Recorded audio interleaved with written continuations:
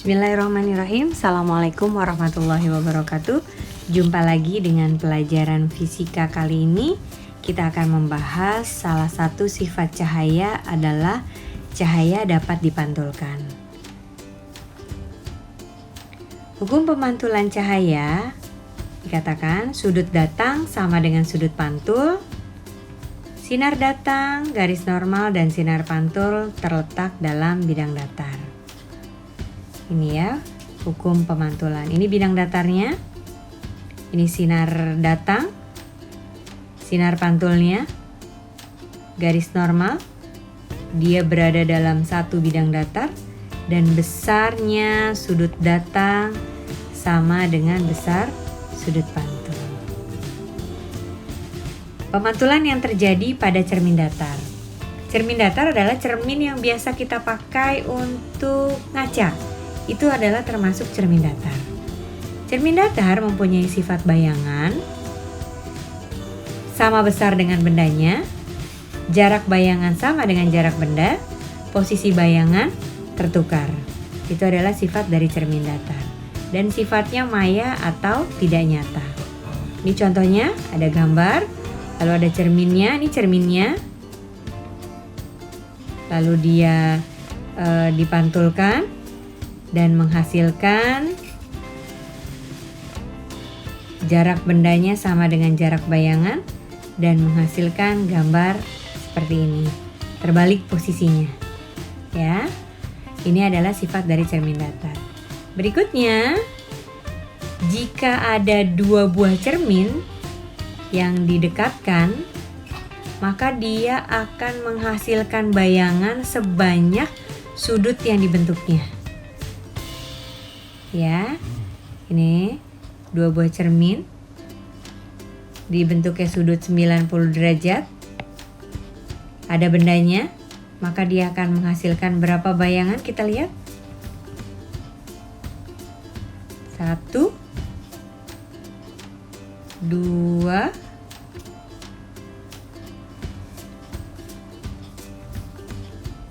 iya, dia menghasilkan 3 bayangan. Dengan rumusnya seperti apa? Banyaknya bayangan adalah sudut 360 derajat. Ini sudut yang dibentuk antara dua buah cerminnya dikurangi 1. Ya, sekarang kita akan masuk kepada cermin yang berikutnya adalah cermin cekung. Pemantulan yang terjadi pada cermin cekung. Cermin cekung dia memiliki sifat cekung. Ya, seperti dalamnya bagian sendok, dia cekung. Terus dia juga memiliki sifat mengumpulkan berkas sinar.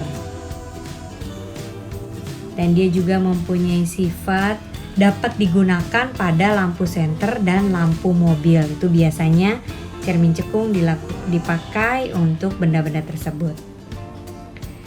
Dan ini adalah pembentukan bayangan pada cermin cekung yang akan Ibu jelaskan nanti. Untuk membentuk bayangan, cermin cekung memiliki 3 berkas sinar istimewa.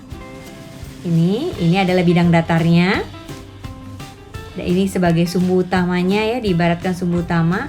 Dan ini adalah cermin cekungnya. Ya, cermin cekungnya. Ya, cermin cekungnya. Kita kasih titik. 2 buah titik. Ya, ini adalah F. F adalah titik fokus. M adalah jari-jari kelengkungan. Dan O ini adalah titik yang ada pada cermin cekung. Ya, sifat sinar istimewa yang pertama pada cermin cekung, perhatikan. Iya, sinar datang bertemu dengan cermin cekung, maka dia akan dipantulkan dan mengumpul menjadi satu di fokus. Itu ya, sifat dari cermin cekung. Mengumpulkan cahaya. Nah, ini 3 berkas sinar istimewa untuk menghasilkan bayangan Ini sumbu utamanya. Dan ini cermin cekungnya. Ini 2 titik, titik fokus dan titik jari-jari kelengkungan. Sifat yang pertama, sinar datang. Ini sinar datang sejajar sumbu utama. Lalu dipantulkan melalui fokus. Iya, ini sifat yang pertama. Sinar datang melalui sumbu utama, lalu dipantulkan melalui fokus. Dan sifat yang kedua, sinar datang melalui fokus ya, lalu dipantulkan melalui sumbu utama. Dia punya 3 sifat sinar istimewa. Yang ketiga adalah sinar datang melalui jari-jari kelengkungan. Ini sinarnya datang, lalu dipantulkan kembali melalui jari-jari kelengkungan. Ya, itu 3 sifat sinar istimewa dari cermin cekung. Sekarang Ibu mau memperlihatkan hasil bayangan, pembentukan bayangan pada cermin cekung. Ini adalah ruang 1, ini ruang 2, ini ruang 3, dan ini ruang 4. Ya, perhatikan ruang 1, 2, dan 3 berarti ini di depan layar. Dan ruang 4 berarti dia ada di belakang layar. Kalau dia ada di depan layar, maka sifatnya nyata. Kalau di belakang layar berarti sifatnya maya. Terus dia juga punya kesimpulan bahwa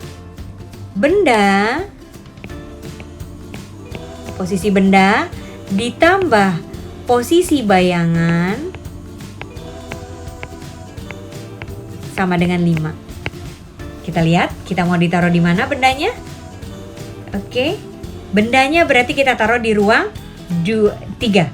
Bendanya di ruang 3. Lihat, benda ditambah bayangan sama dengan 5. Kira-kira bayangannya berada di posisi berapa? Ya, kita pakai sifat sinar istimewa. Sinar datang melalui sumbu utama, lalu dipantulkan melalui fokus. Dan yang berikutnya, sinar datang melalui fokus, dipantulkan sejajar dengan sumbu utama. Iya, ini adalah hasil bayangannya. Nih, ketika ada perpotongan, berarti di sini bayangannya. Apa sifatnya? Sifat bayangannya diperkecil. Ini tadinya bendanya besar, lalu hasil bayangannya kecil, berarti sifatnya diperkecil. Terbalik, bendanya terbalik. Dan sifatnya nyata. Kenapa nyata? Karena ada di depan layar. Betul, kita coba dengan posisi benda yang lain. Ini kita coba di posisi ruang 2. Bendanya ada di ruang 2. Hasil bayangannya akan di mana? Kita coba. Sinar datang sejajar sumbu utama, dipantulkan melalui fokus. Lalu sinar datang melalui fokus, dipantulkan melalui sumbu utama. Hasil bayangannya, ya betul, ada di ruang 3. Apa sifatnya? Sifat bayangannya lebih besar daripada bendanya, lalu terbalik dan nyata. Betul. Yang berikutnya, kalau bayangan bendanya kita simpan di ruang 1. Ini ruang 1. Apa yang terjadi? Hasil bayangannya?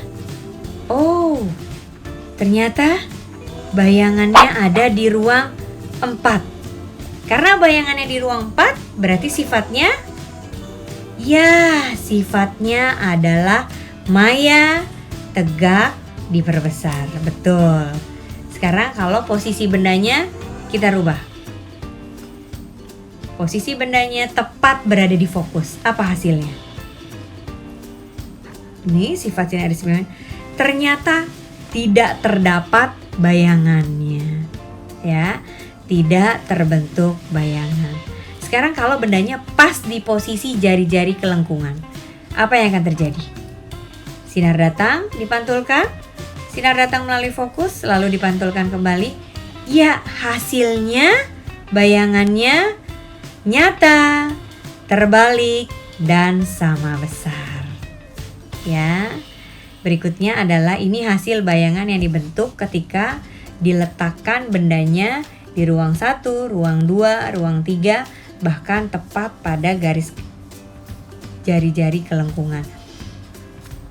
Berikutnya adalah hubungan antara jarak benda dan juga dengan jarak bayangan. Maka dapat dituliskan jarak benda,